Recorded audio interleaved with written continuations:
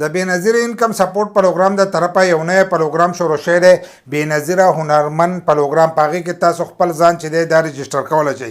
چې په هغې کې تاسو ځان رجسټر کوئ نو تاسو ته به هنر چې دی دا به زده کوي. لکه که تاسو هر قسمه هنر زده کول غواړئ نو تاسو یې زده کولی شئ. په هغې کې ستاسو ماشومان چې دی هغه تاسو په کوم رجسټر کولی شئ، خپل خاوند په کوم رجسټر کولی شئ، په خپله پکې ځان چې دی دا په کوم رجسټر کولی شئ. کومو کسانو ته د بینظیر روپۍ میلاویږي هغه په کوم ځان رجسټر کولی شئ. کومو کسانو ته چې 15,000 روپۍ میلاو شوي دي هغه په کوم ځان رجسټر کولی شي.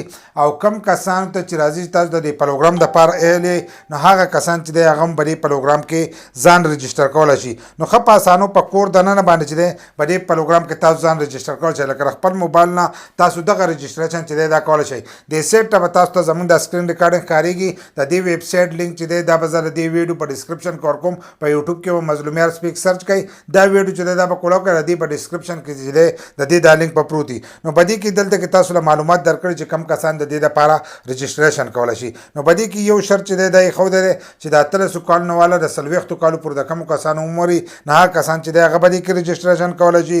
دغه شانتې بیا یې پکې ورکړی دی چې کم یو کس لسم پاس کړی نو هغه کس چې دی هغه به دې کې رجسټریشن کولی شي. نور معلومات چې دی هغه هم ورکړي دي. په اولنۍ مرحله کې چې دی یو څو ضلعې پکې شامل دي. په راتلونکي وخت کې چې دی به دې کې به نورې ضلعې چې دي دا به هم شاملېږي. څنګه دغه تاسو دغه کو کلوز کو نو دلته کې به تاسو ته ښکارېږي سپینه پټه او شنه لیکل به دا تاسو ته ښکارېږي. دا به ځان سره چې دی دغه شانتې به ووایي چې څنګه یې دا وویل نو تاسو ته به دا مخ راشي. نو په دې مخ کې چې دی ښه په اسانۍ سره تاسو رجسټریشن کولی شئ. ورپسې مخ چې دی دا به تاسو ته کولاو شي. په اسانۍ سره کې چې دی د خپل شناختی کارډ نمبر به ورکوئ. ورپسې چې دی بیا به دغه کې امیدوار چې لیکلی دی په دې کې به تاسو عکس نښه کوئ. که تاسو خپل خاوند رجسټر کوئ یا پکې خپل ځان کوئ یا پکې خپل ماشومان کوئ نو دلته کې تاسو ته په اردو کې هم لیکلي دي.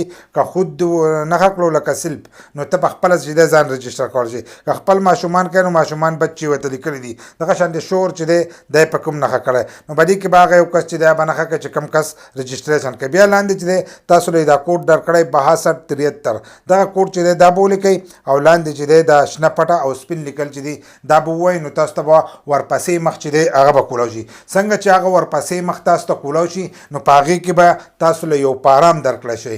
پارام به درکړی شي. په هغې کې مکمل په اردو باندې چې دی معلومات دي. نو په هغې کې به خپل ډیټیل چې دی مکمل به ور واچوئ چې ستاسو لږ ډېر تعلیمي نو په کور دننه او په خپل موبایل نه چې دی ښه په اسانو سره دغه رجسټریشن تاسو کولی شئ. خو په هغې کې به ستاسو نه تپوسونه کوي چې تاسو کوم هنر یې زده کول غواړئ هغه خپل هنر به پکې لیکئ.